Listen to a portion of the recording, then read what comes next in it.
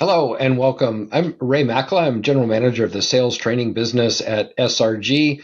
We're a part of SBI, and we're here today to dive into some deep use cases and applications of AI with Craig Hanson from Gong, and really excited to get into this conversation.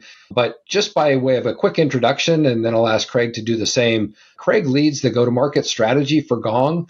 He's a speaker and an author and really a client advocate for AI and what's going on within AI within Gong clients. So really excited to hear those applications and talking about best practices really across customers. So with that, Craig, maybe I could have you say a little bit more about your role, how you're coming to this topic, and then we'll dive into some of the questions that we're hearing from our customers as well. Yeah, great. Really nice to be with you here today, Ray. So as you were mentioning, I do market strategy at Gong, and in that I get a couple of perspectives that give me some insights into AI innovation and how leading companies are using that within their organizations. The first is simply the benefit that I have since I work with hundreds of our top customers. So I get a chance to really see across the entire revenue landscape with all types of companies, what are they using? What's working for them, what's not, what are the best practices and insights that others can learn from to best be able to transform and drive impact in their revenue organizations. So a lot of it's pulling in those insights across companies. Second, we've also got a lot of insights that we've developed internally through Gong. Gong has always been an AI first company from our very foundation. So a lot of the tricky questions and difficult things in AI that people are wrestling with, we've been wrestling with those for years and haven't had a chance to solve and really build a platform to address those. So I can share some perspectives on how we tackled and implemented some of those core use cases in our own situation. So really looking forward to the discussion. Yeah, no, it's going to be fascinating. And there are questions we hear quite often, which we'll start with that. There's certainly a lot of buzz around AI, certainly even in the last few days with lots of recent developments. But I think as we hear from our clients, reps are out there using it. People are dipping their toe in the water. They don't necessarily have a strategy. They haven't really figured out how to include that in their sales motion to get the most out of it. I'd love to start there, though, and hear what's the current state that you're seeing with AI adoption and really enabling revenue, right? A revenue use case where it's creating benefit. Because I think this is right now is all about improving sales performance, looking into 2024. How do we get ahead of that? So how is AI actually being used to drive revenue and improve performance? What are you seeing out there? Yeah, I think the striking aspect is how much that's already happening today. So this is very much a trend that's happening now. This is not something just out in the future. Gong did a study actually and found that 53% of revenue organizations were planning to implement AI in their sales processes within the next 6 months. Wow. So it's very much near term. This is not years out. And if you look at the pace of innovation that we've had in the space, even over the last 6, 12 months, certainly 24 months, it's pretty phenomenal. That unlocks a lot of use cases. It unlocks a lot of challenges too that companies have to figure out how to solve. But now is definitely the time to be thinking about it, to be exploring, to be talking to the top experts and vendors to figure out how do I build this into my sales organization?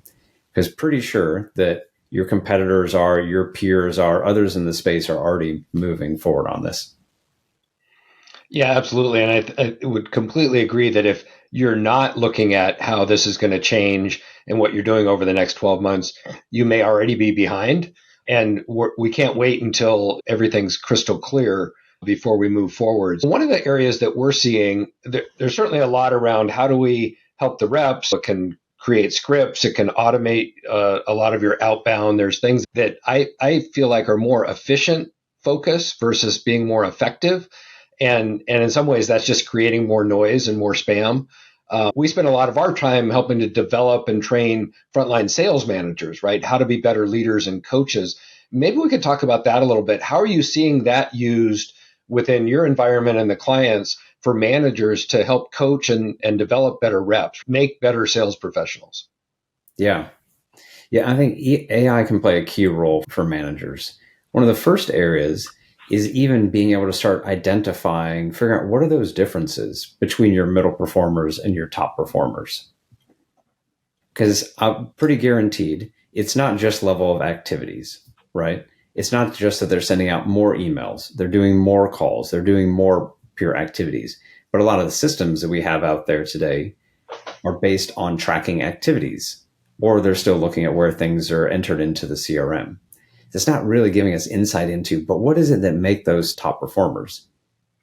It has more to do with really how are they talking about things with their prospects or customers? How are they moving their deals forward? How do they handle this narrative? How do they overcome this key objection that comes up? Right? It's those type of qualitative differences that are really essential.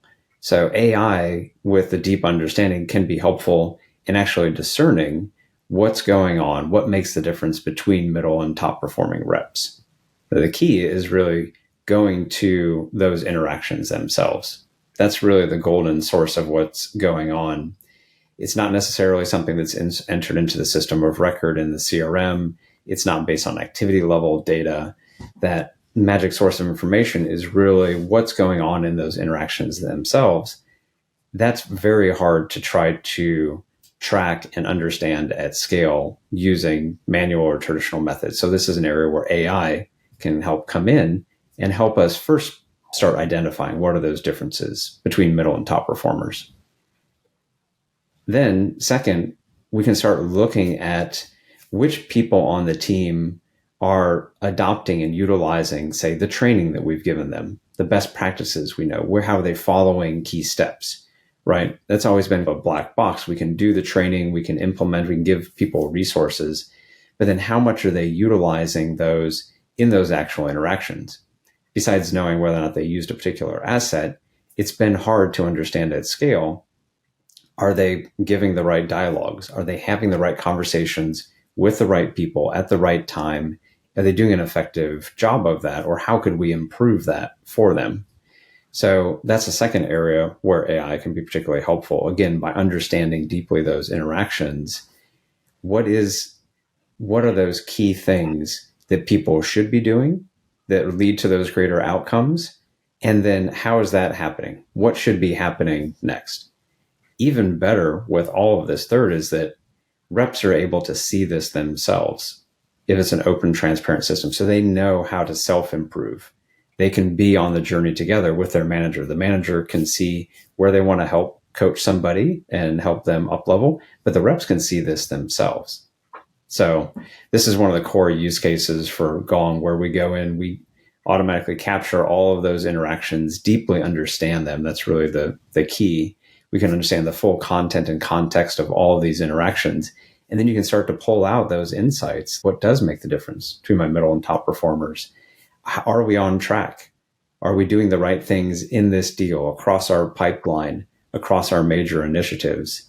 And then what do we need to do next? What can we up level or improve? So there are a number of great use cases, both for the manager and then getting into the reps themselves. No, and I think it's fascinating. In every one of our sales coaching workshops, we talk about looking at behaviors versus looking at judgments, right? Are we really narrowing in on what they're doing, or are we making a judgment about what they should be doing? But a lot of times that's just based on the manager's intuition, on their experience. Maybe they have blinders on, and not surprising, they're not able to be out there as often as they would like to be out there in terms of either joining calls or riding along in the kind of old school sales motion. But I think that's a really interesting one where now we have the opportunity to do both. We can really bring those insights from the conversational intelligence and AI into the conversation, and we can look at what are the top performers doing, what do we want to do more. And so it takes a lot of that judgment out, and we can have a more meaningful conversation and say, this is what we're seeing.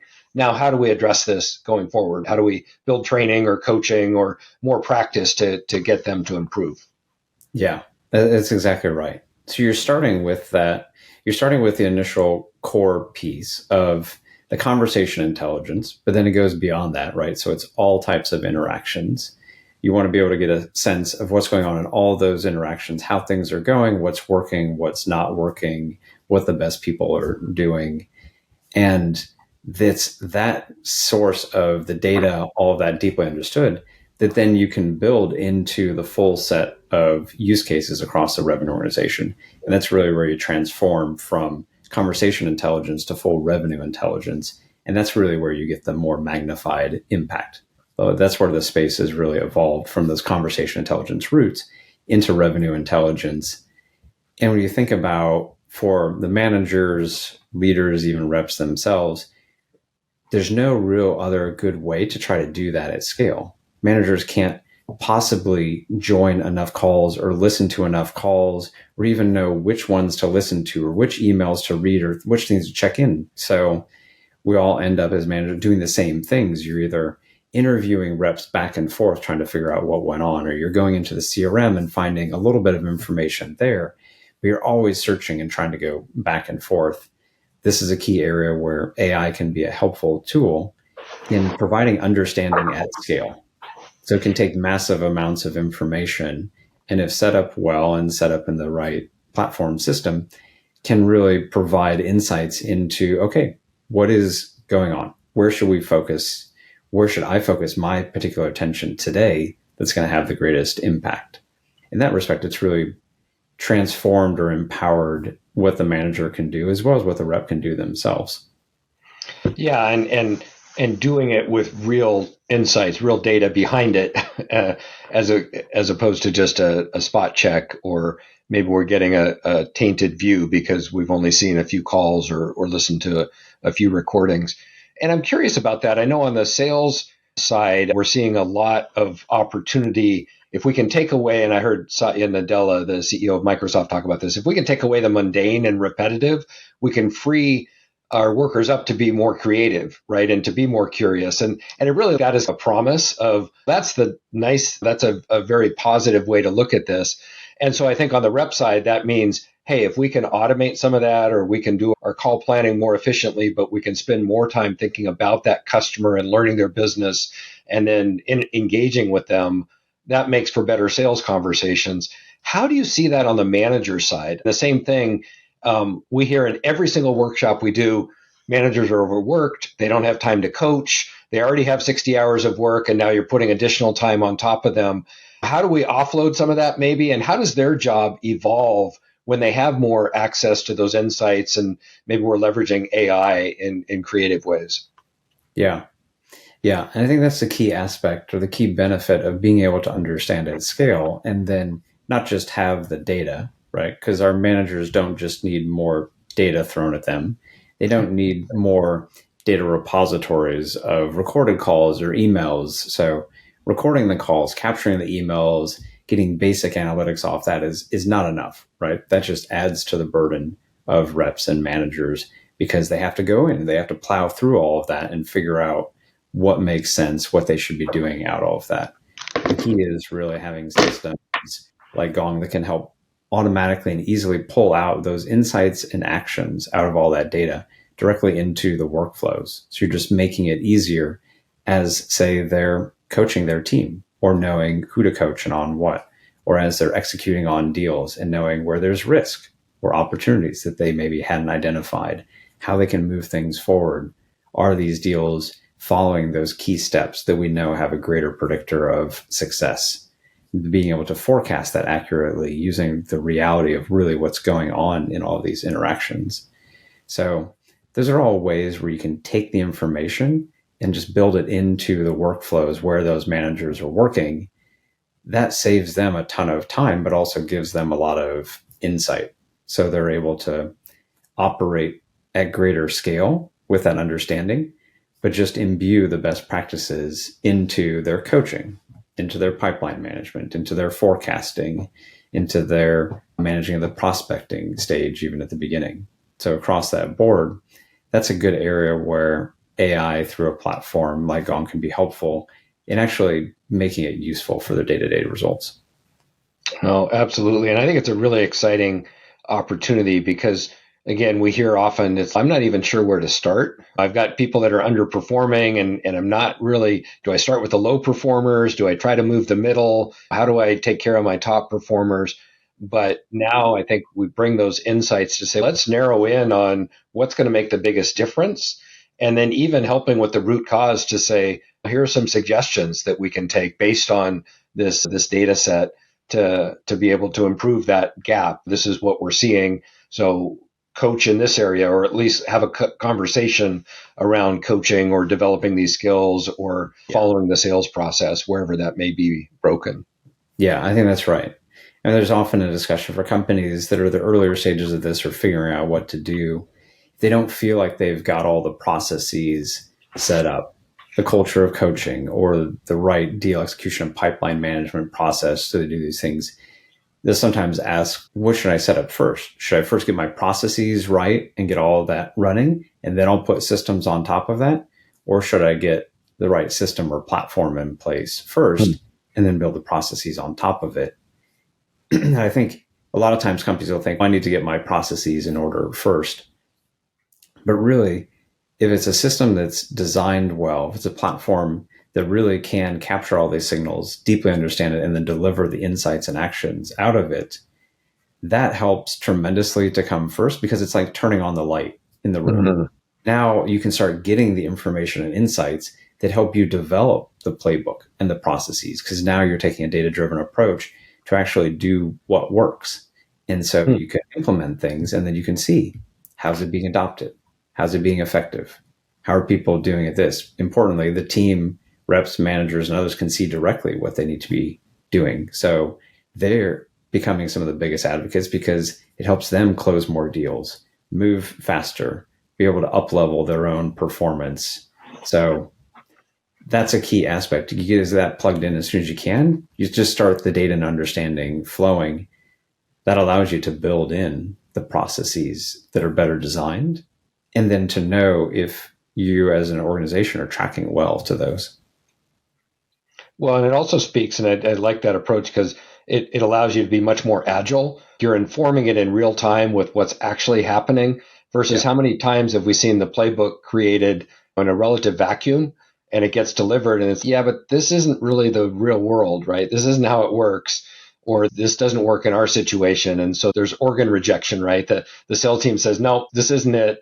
And they go back to doing things their own way or whatever they find that works. But if we can inform that with kind of real-time insights and say, no, let's share this. This is what we're learning and this is what's working. And then we need to have those playbooks be really agile and evolving as well, some mechanism to keep them up to date as we're learning things as we go. Yeah, exactly. And that's where it helps to be able to understand really at the concept level what's going on all those interactions. Because then you can actually see, okay, we rolled out this, we implemented this. Here's how our team is adopting it, where they are, where they're not. So we know our strong and points to reinforce. Here's how customers are reacting and responding to that, what's working well or not. And then we can tie those to outcomes. We can tie those to whatever end key metrics that we want to correlate to, win rates, deal size, multi-product sales, things like that. So you can finally start to build in that full chain to be able to link those activities. Yep. So let's continue on that thread. I know you have the opportunity to see hundreds of different organizations going on this journey. What are some of the challenges and considerations we can keep in mind as they're adopting AI and putting conversational intelligence in place and really changing their sales organization, right? So what are some of the things you've seen clients run into and have to overcome? Yeah. I think a lot of times the initial question for organizations is, okay, how do I know if this is AI that I can trust? And that really has two components to it. Part of it is the accuracy and the usefulness of the AI and the information that it's giving me. Is that actually going to steer me in the right direction? And there's a second consideration on just, is the enterprise grade security going to be strong enough and sufficient for my organization? Because I want to be careful about that. So on the security side, that is something to be aware of and take a look at. Not all the vendors are taking a careful approach to that. So some are just using public open models.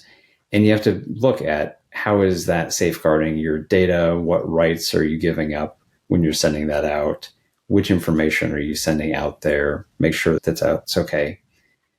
The other part of the accuracy and the usefulness of the information, you really think about to do AI, you need three things. One, size of data set matters. Two, the accuracy or relevancy of that data set matters. And three, then how do you take that data and not just push more data to your teams, but actually pull out the insights and actions and build that into the workflows, right? Because that's what our teams want. The reps are looking for, how do I better win this deal? What do I do to move this deal forward? They're not necessarily looking for AI per se. So you start with a leader like Gong, where we've got by far the largest data set in the market as the leader in the revenue intelligence space. All of our interactions are revenue focused interactions. So it's much more accurate than just broad horizontal approaches. And then our expertise over the years has really been built into taking the data and turning it into the insights and then the workflows. So then you just start to see the relevancy and the usefulness of the information of the workflows directly in the day-to-day of what the managers, the reps, the leaders are able to see. If you do that in a transparent, enterprise-grade security way, then you've got a pretty good trust factor that, okay, I know where this recommendation, where this information is coming from. I can see the source information of the recommendations. I can help improve that over time. That gives people the confidence to know, I can trust this data. I want to go forward. I want to utilize this. This is just directly helpful in my day-to-day. And that's what really helps drive the adoption and engagement with these systems. It's one of the things we're seeing with AI and GPT in general is if you can't trust it, and as soon as they're like, this isn't accurate, or this gave me a wrong answer, and maybe they're not asking the question right, but as soon as that trust is broken, then there's a kind of reluctance to use it or rely on it, at least. What I'm excited about is the more we start looking at segmenting that data and having our own private network and a data lake that we can use and train it on our playbook and our case studies and in a secure way. But now it really does know our business, and we can use that to both learn from and query, hey, what should I do in this situation? And then also inform how we help others or how we expand that.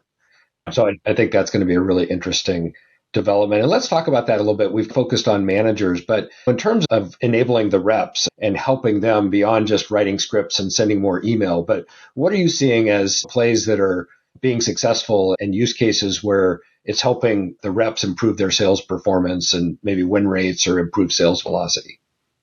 Yeah. I think for the reps, there are two sides of the coin. The one side that gets talked about oftentimes with companies and most often is the efficiency side, right? As you're talking about, you handle more of the mundane tasks, you're automating more things. It's allowing them to do things faster at greater scale. And there's certainly benefit to that. And that was one of the initial use cases of AI for reps or for other workers. The other aspect, which can have even more impact, is really the qualitative side of it. How do we help reps do better in what they're doing? How to more effectively move this deal forward, to know what works, what the sticking points are, to be able to identify risks earlier in a situation, or to be able, on the coaching side, to be able to coach and up-level themselves, know what it is that, say, the top performers are doing in their organization, or how they're handling a particularly tricky objection that comes up. So those are qualitative aspects of not just enabling the rep to do more of an activity, but the key is really doing those activities, doing those key things better in the best way possible. And that really drives the biggest impact. So you think about it with those two sides of the coin, and then it can be the up-leveling side, it can be deal execution, it can be that AI guidance that helps them in every step along the way to get better and better at not just the quantity, but also the quality aspect. Yeah, absolutely. And anything that can help close business, right? That's where, and I think that's where we run into a lot on the manager side. They like to spend their time deal coaching because that's what they know. Hey, here's how we can strategize. Here's what you should do. Let me tell you how to win this deal, versus maybe stepping back and saying, but at the same time, we need to help the rep become empowered and do things on their own. Yeah. But specifically on that deal coaching, getting insights into where does the deal get stuck? Where do they go to die? What are those challenges? And then on forecasting, which is I know something you all are now rolling out and expanding. Can you talk a little bit about that? How does it help the managers help their reps close more deals and also create more effective and more accurate forecasts? Yeah. So a couple of ways. The first goes back to part of what we talked about at the beginning, which is AI helping you understand at scale everything that's going on, all the pertinent information, right? There's no way you can keep track of all of that. But when you have AI built in, get through a revenue intelligence platform so that it's highly tuned to what matters for revenue organizations, and that's built into your deal execution, your pipeline management, your forecasting process, your prospecting process, you're able to pull in all of those insights and information and say for deal execution, get early warnings or risk identification of maybe risks or signals that you hadn't picked up on or hadn't waited, or key steps, best practices or requirements in your sales process that you know or the system knows are effective that haven't been met yet, that help identify what you should be doing next. So for deal execution, there are a number of ways you can do it. For forecasting, as you talked about, it's also informing those forecasts. Hey, it's something sitting here in, say, the commit category, but this risk has come up. Or we know that this key dialogue with this right person should have been happening by this stage, but it hasn't occurred yet, right? That can allow the rep know what to do next. It can allow their manager know where to focus their attention and maybe try to help move that deal forward. So it's really that insight of the understanding that you can imbue into the processes where you're doing deal reviews and pipeline management and forecasting. And the key is really that data and understanding level that you're building into each of those workflows that makes the difference. And that's something that's just very hard to do if you're trying to do it manually, if you're just trying to use activity level metrics to know what's going on. All those things can give you an impartial picture or lead you astray. So that's a great use case for AI to be able to understand at scale and then provide targeted, actionable insights. No, and that's really exciting because to the extent we can do that kind of in real time and as a companion, right, to help us there versus having to dive into that report or create your own spreadsheets. And we always talk about in a pipeline, is it growing, right? So do you have an adequate growth to hit your number? Is it large enough? So X times whatever your target is, but is it even there? And are they in the right stages? So we need to look at the shape of, are we filling it at the top and is it going through? And then something I think a lot of sales managers don't look at, but are we moving with velocity? So are deals moving at a relative pace compared to averages, right? Or compared to a deal of that size in that industry? And now we have access to information to be able to pull that. And that's really exciting because if we have those four levers to pull, and then we can go back and look at, we need more at the top, or we need to figure out why our pipeline is shaped more like a bulge and everything's stuck in the third stage. Now we can start to diagnose and take real actions on that. So I'm excited to see that as it becomes more mainstream and people can really start to take advantage of that. So I know we've covered a lot of ground and this has been great. I want to just give you a chance to wrap up as well. But are there specific things that we should look at, maybe in addition to what we've talked about, as customers are looking at AI products to drive revenue? You know, what's working well and what are some of the considerations and what would you like to leave us with in terms of what they should keep in mind? Yeah. And there's a strong impetus for taking a look at this for your revenue organization now. If you're not already doing so, you're probably behind. Others are moving forward with this, and they're actually building in the kind of use cases we talked about today, and they're seeing results. So they're getting impact from it. So the bar is already being raised in what companies are doing. That creates a spark for companies to take a look at this and figure out how they build these kind of systems, how they work with a platform like Gong to build this into their revenue organization. The second is, as you think about how to build that in, is finding that best long-term partner for you. All AI is not created equal. You want to be building on the right partner, the right platform. So look at things like not only the enterprise grade aspects, but what's the investment, the commitment, the scale that they've got to those AI issues? And is it tuned? Is it focused on, say, the revenue organization applications that are most pertinent to you, not just horizontal use cases? Because that accuracy, that relevancy really becomes key for driving results. So yes, take a look at it. Now is the time to move into it. Look at who that best long-term partner is for executing on the needs today, but then who's going to really be that best long-term partner that you can grow with. Because this is a journey for companies. We've seen a lot of innovation even within the last 12 months. We're going to see continuing waves of innovation. So you want to be working with a partner that can help you stay ahead of the curve, that can continue to grow with you and leads in that wave of innovation. You do that, then we're already seeing today, I'm seeing across the hundreds of companies that I work with directly and thousands that we've got at Gong, those direct results, that direct impact today. So that's the exciting part. The impact that we can see within revenue organizations is very much real. It's very much today, and we can go after it. I think that's a great place to leave it, and really encouraging as this evolves in the future. And I think it's just going to continue to accelerate and continue to see the benefits. I really appreciate you joining today. I enjoyed the discussion. I always learn a lot from these. So appreciate everything you brought and able to share about what you're seeing across industry. Good luck with everything that you're doing. Again, appreciate the time. And we'll go ahead and wrap up for today. Thank you. Thanks a lot. I enjoyed it.